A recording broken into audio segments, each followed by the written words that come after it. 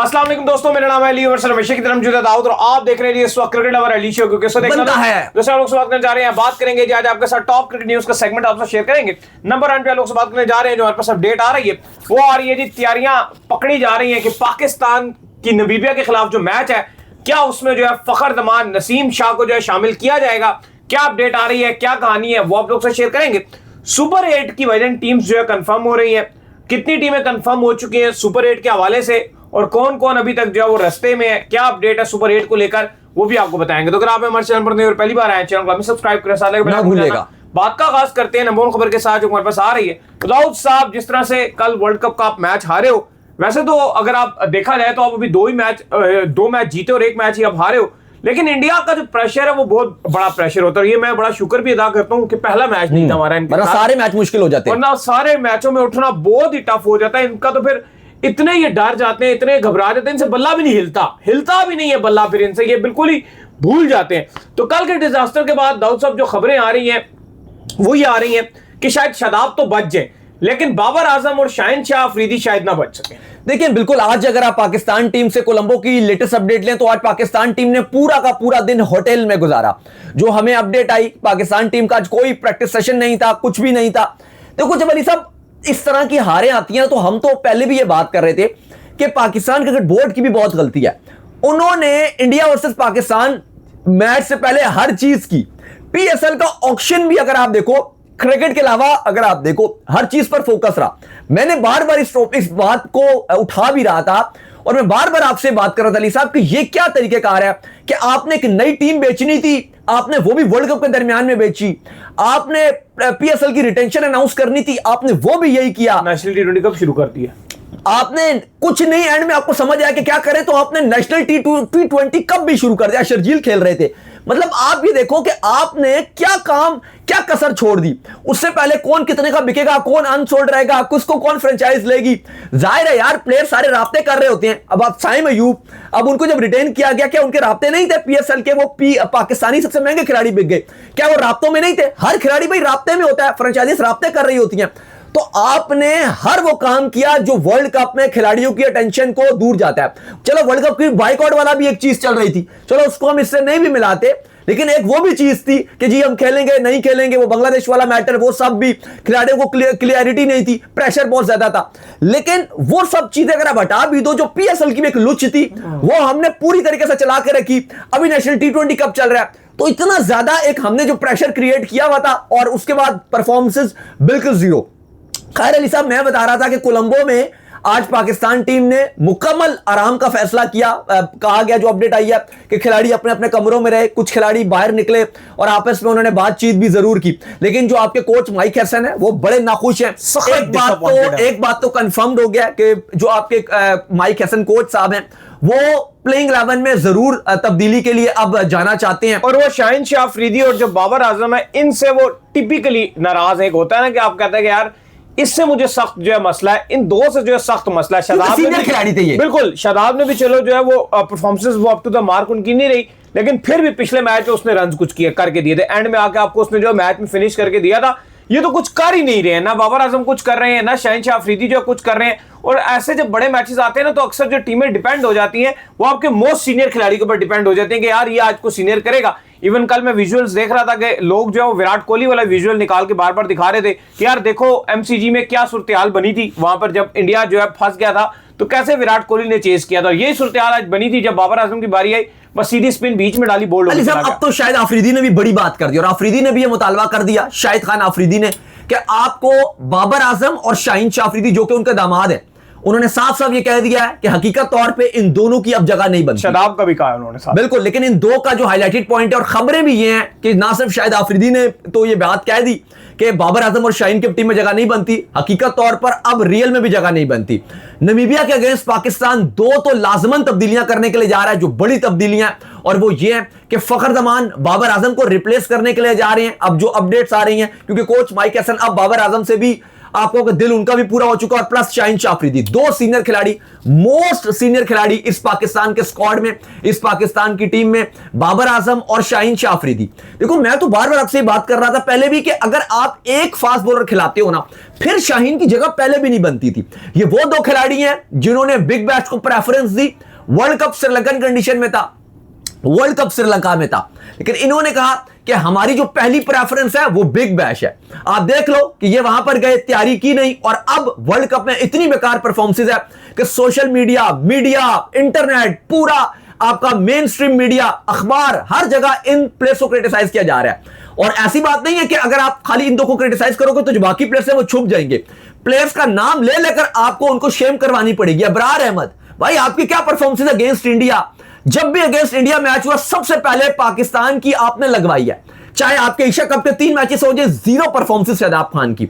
Even commentators कल के match में कमेंट्री के दरमियान बार बोल रहे थे कि शादाब बाकी टीमों के अगेंस्ट तो इतना हीरो बन जाती हैं, अगेंस्ट इंडिया इनकी आप बॉलिंग एवरेजेस देखो, स्ट्राइक रेट देखो, ऐसा बॉलर बिल्कुल बेकार किस्म की बॉलिंग। इब्रार, शाहीन और शादाब, इन तीनों ने मिल मिला के सिर्फ 6 ओवरों में तकरीबन 90 रन खाया है, मतलब पूरा मैच खराब कर दिया। अगर इनके 6 ओवर बता दो, 3 इब्रार के, 2 शाहीन के और 1 शादाब का, 86 रन इन तीनों ने मिलकर खाया है। अराउंड करो तो जो इन्होंने मिस फील्डिंग किया वो तो उससे भी आगे जाएगा, वो तो आगे जाने दो ना। लेकिन अगर आप ये 90 रन निकालते हो इंडिया के स्कोर से, भाई कुछ भी नहीं बचता।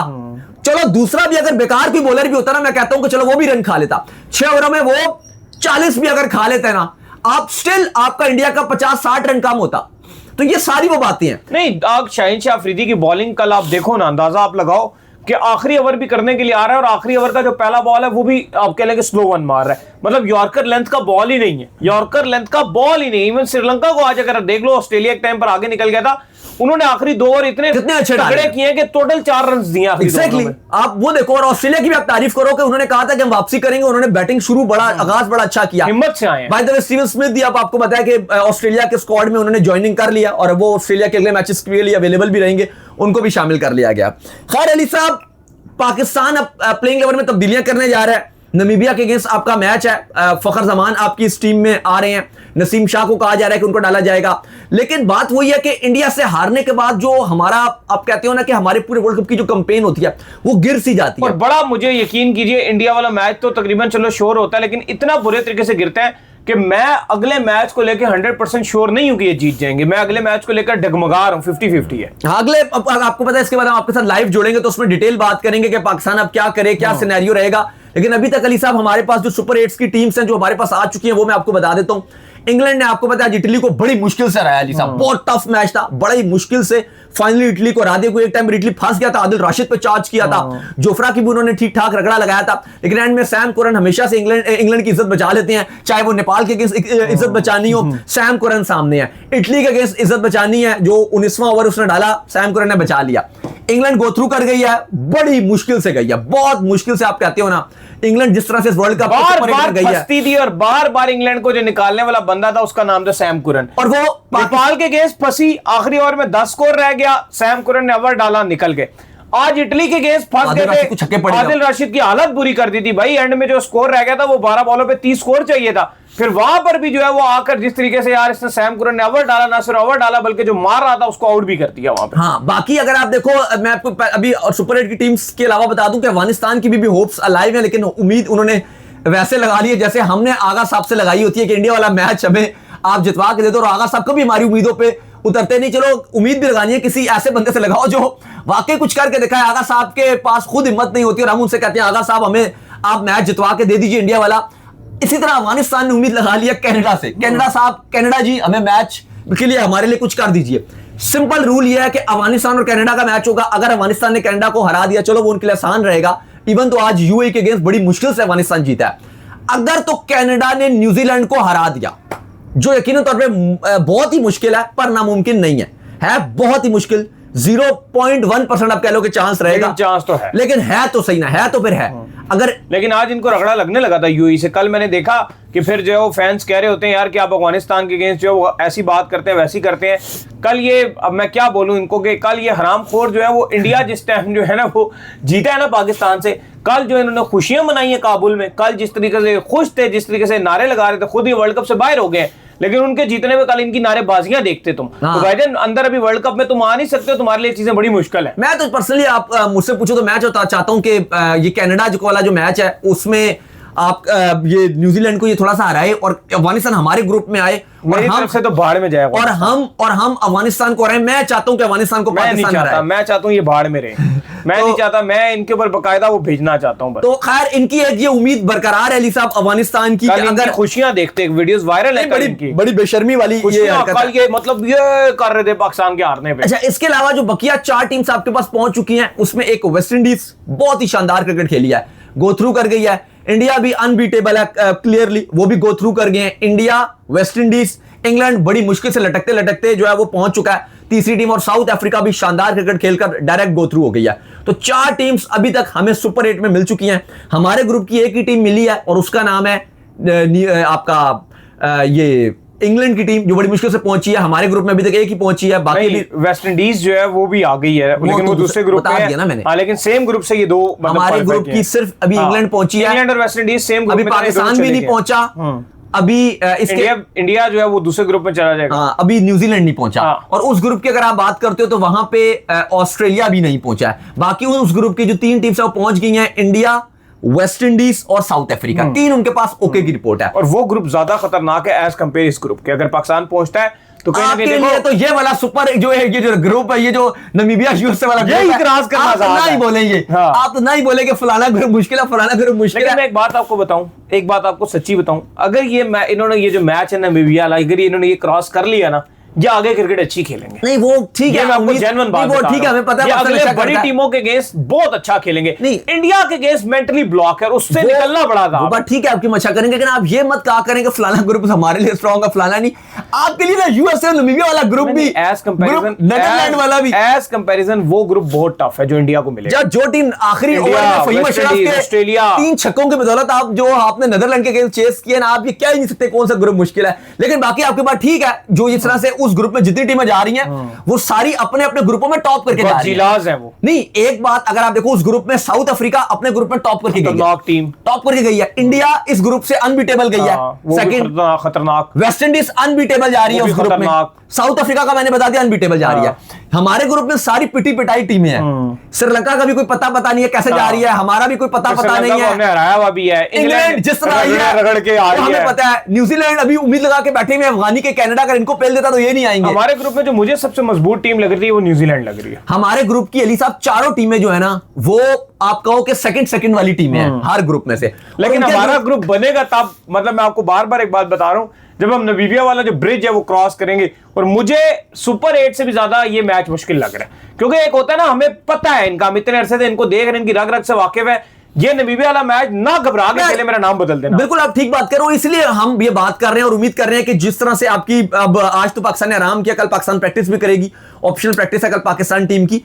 मैं वही बात करूं लीसा भी, इसीलिए कि अब पाकिस्तान को फखर जमान को डालना पड़ेगा। आप ना यूएई वाला मैच भी किस तरह से जीते थे, फखर जमान ने आपको जिताया था जब आप 1 घंटा लेट ग्राउंड पहुंचे थे, क्योंकि वहां भी आपका मोराल बहुत गिर गया था। भाई आप एकदम आउट होना शुरू हो गए थे, वो तो फखर ने एकदम बल्ला घुमाना शुरू किया, तो कुछ उम्मीदें आई हैं। आपको एक बड़ा मैन, बिग मैन चाहिए। जब आप चैंपियंस ट्रॉफी में भी पहला मैच इंडिया से हार गए थे, इसी तरह से गिरे हुए थे, फखर जमान को अपने डेब्यू कराया चैंपियंस ट्रॉफी में, और वहां पर उन्होंने ओडीआई की, आपने उनको कैप दी और उसके बाद उन्होंने अंत मचा दी थी। तो आई थिंक वो दोबारा वक्त आ गया।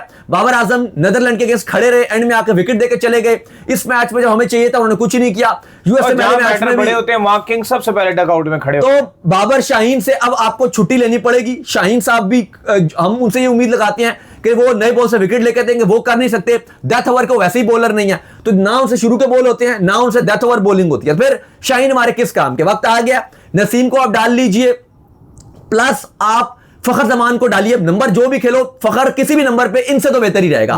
और बीच में जगह बने तो ख्वाजा नाफी की भी जगह बनाने में कोई बुराई नहीं है। अगर शदाब ने भी खाली बॉलिंग बैटिंग ही करनी है, बॉलिंग नहीं करनी, तो कोई बुराई नहीं है कि गेम चेंजर ख्वाजा नाफे को भी आप टीम में डाल दो। लेकिन चलो फिलहाल शदाब खान भी टीम में रहेंगे, लेकिन ये आपको तब्दीली करनी पड़ेगी जो पाकिस्तान अगर आगे जाएगा। फिलहाल अली साहब काफी ज्यादा जो आपके एक्स क्रिकेटर्स हैं उनमें भी गम गुस्सा पाया जा रहा है। वसीम अकरम ने ये बड़ा मसला आ रहा है कि वो ये सारी जो हार है ना, इसको ये कन्वर्ट करने की कोशिश कर रहे हैं, वो माइक एसन पे डाल रहे हैं और अपने चक्करों में लगे हुए हैं। शर्मी वाली बात है, वो अपने उस जुगाड़ में लगे हैं। कितने वर्ल्ड कप्स में माइक एसन ने कोचिंग कर ली, 6 मैनेजमेंटें चेंज हो गई हैं, ठीक है, 6 मैनेजमेंट चेंज हो गई हैं, प्लेयर वही के वही है, लेकिन ये दोबारा माइक एसन पे कन्वर्ट, बासित अली भी लगे हुए हैं जी, माइक एसन की गलती हो भाई।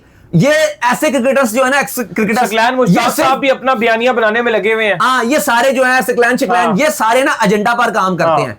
या तो इनको खुद कोचिंग चाहिए होती है पीसीबी में, ये कहते हैं क्रिटिसाइज करो पीसीबी के ऊपर, फॉरेन कोच के ऊपर क्रिटिसाइज करो, अपनी एंट्री करवा लगवा लो। और जब ये खुद आते हैं तो ये अपना फुदू खाता सीधा करते हैं। और इन्होंने कुछ भी नहीं किया पाकिस्तान क्रिकेट में कोचिंग के बाद। जब से पाकिस्तान टीम में आए हैं, इन लोगों ने दीमक की तरह पाकिस्तान क्रिकेट को खाया है। हमें पता है ना, हमने तो बहुत पाकिस्तान के मैचेस कवर किए, देखा है जाकर डोमेस्टिक में भी जिस तरह से ये टीम्स को लीड कर रहे होते हैं, टोटल ये सियासत करते हैं। इनका बस यही एक बयानिया होता है जो आपके एक्स क्रिकेटर्स हैं कि बस हमारी इज्जत की जाए। हम जो आपके जूनियर खिलाड़ी होते हैं, जिस तरह का इनका बिहेवियर होता है उनके साथ, ये अभी तक अपनी स्टारी से बाहर निकले ही नहीं। इनको फील आता है अभी तक हम स्टार ही हैं, हम सारी जिंदगी स्टार रहेंगे। यही तो मसला है कि ये आगे आने नहीं देते खिलाड़ियों को। और ये इनकी बस यही कोशिश होती है कि किसी तरीके से क्रिटिसाइज सिर्फ ये इसलिए करते हैं कि हमें जॉब मिल जाए और पीसीबी को ब्लैकमेल करके हम पैसा ले जाए।